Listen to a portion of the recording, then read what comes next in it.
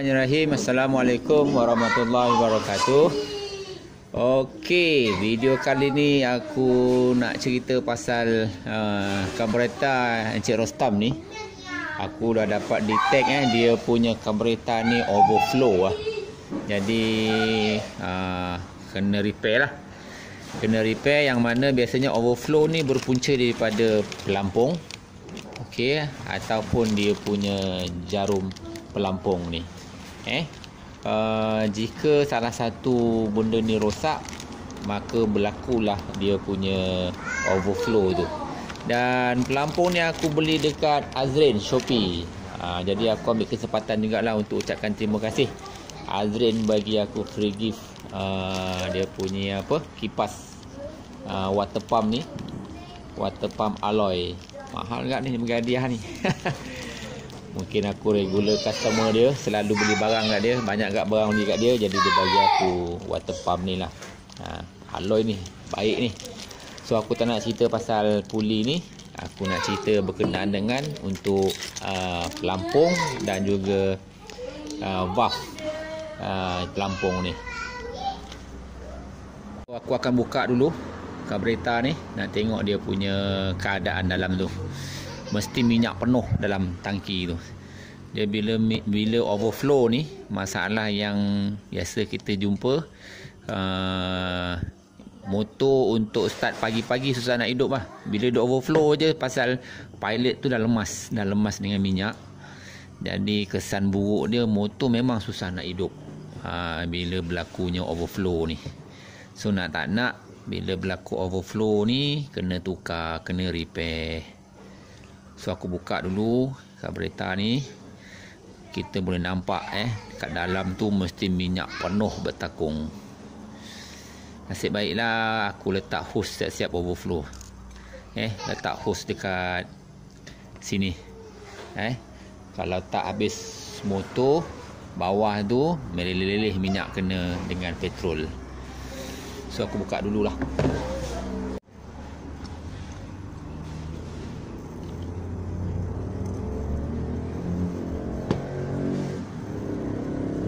So ini keadaan minyak dalam tu. Overflow berlaku apabila pelampung dalam ni tak main dan minyak akan melimpah masuk ke sini. Dekat sini, dan dia akan keluar lah dekat bawah ni.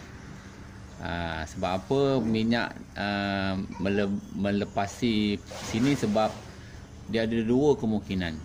Pertama, mungkin pelampung ni dah bocor, ataupun dekat bawah tu dia ada satu valve untuk tutup laluan minyak. Jadi bila minyak dah penuh, dia akan tutup. Kalau kedua-dua ni tidak berfungsi, maka berlakulah overflow. Untuk tukar pelampung ni mudah saja. Kita tolakkan dia punya pin. Pin ni tolak sebelah, dan kalau dia ketat boleh ketuk sikit lah. Yang ni tak ketat, jadi aku tolak dan tarik je lah.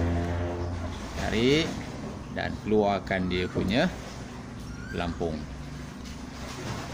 Okey, bila korang keluarkan pelampung tu, ni dia. Ni dia punya valve. Okey, dan ni dia punya jarum untuk tutup laluan. Bila valve ni tolak, dia akan tertutup laluan. Tapi kadang-kadang valve ni dia tak ngam dengan saiz bawah tu. Jadi dia tak menutupi laluan tu. Okey, walaupun sedikit dia akan keluar minyak dengan perlahan. Mesti kena tertutup dengan tepat. Dan pelampung ni pun kalau dia dah bocor, dia tak mampu menolak valve tadi untuk tutup laluan minyak ni. Jadi adalah baik untuk repair benda ni, kita tukar dia punya pelampung sekali dengan dia punya valve laluan minyak petrol.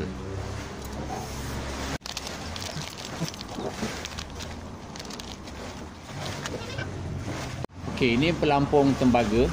Jika standard TZM, dia diperbuat daripada plastik. Jadi bila dah tembaga ni, dari segi logik dia susah nak bocor lah. Dia susah nak bocor dan lebih tahan lama. Okey, ni dia punya valve seat dia, tempat letak valve. Dia ada dua washer atas bawah, dan ni dia punya pin yang baru. Jadi kita pasanglah balik untuk gantikan yang lama. Dia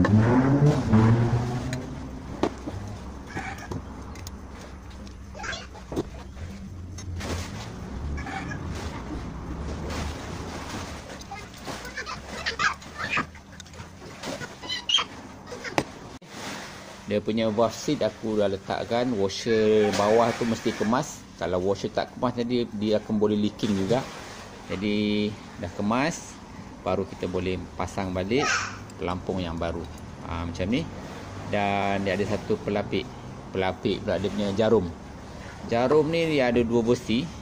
Okey, besi yang lama ni dia ada penyangkut. Okey. Dan ada setengah besi dia tak ada penyangkut. Korang boleh guna yang dua-dua, tak ada masalah. Ni spring dia, spring untuk dia tolak pada valve ni. Okey.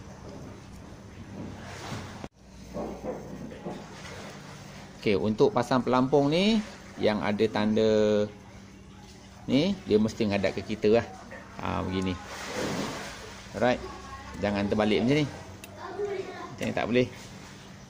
Dia menghadap ke kita macam ni. Alright. Dan masukkan balik dia punya pin tepi ni. Masukkan dengan kemas.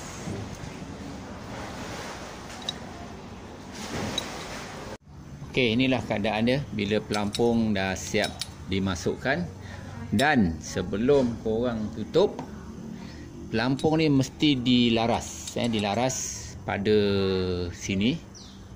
Okey, pastikan kedudukan pelampung ni dalam keadaan diterbalikkan macam ni. Dan ukur. Ukur ni mesti dapat 26 mm. Okey, 26 mm. Macam ni. 26 mm. Tujuan dia apa? Tujuan dia apa? Supaya nanti bila minyak tu naik, dia hanya berada lebih kurang kat sini sahaja. Dia tidak sampai ke pilot jet. Kalau dia sampai ke pilot jet, dia lemas. Nanti menyebabkan motor susah nak hidup lah. Tak silap aku lebih kurang macam ni lah. Minyak tu nanti pelampung naik. Macam ni dia dah rapat tutup. Okey, dan minyak tu lebih kurang berada di sini. Paras dia. Jadi kalau dia melebihi paras ni, tersampai ke pilot jet dalam tu, motor susah nak hidup. So kena ukur. Kalau tak ukur pun kau agak-agak lah. Kalau tak ada alat ni, kau agak-agak lah. Lebih kurang macam ni. Alright. Bila dia tutup, minyak lebih kurang dekat suku pelampung ni. Jadi dia paras dekat sini. Okey, so itu tutorial mudah lah. Okey, nak ukur tu gasket kena buka. Gasket kat sini kena buka. Ukuran dia 26 mm. So bila dah settle semua, boleh letak balik gasket. Okey, dan tutup balik dengan kemas. Alright geng, so itu sajalah. Mudah je ni. Benda boleh buat, benda boleh dibuat sendiri untuk servis jika karburetor korang mengalami masalah overflow. Alright, so itu saja geng. Bye bye dan jumpa lagi.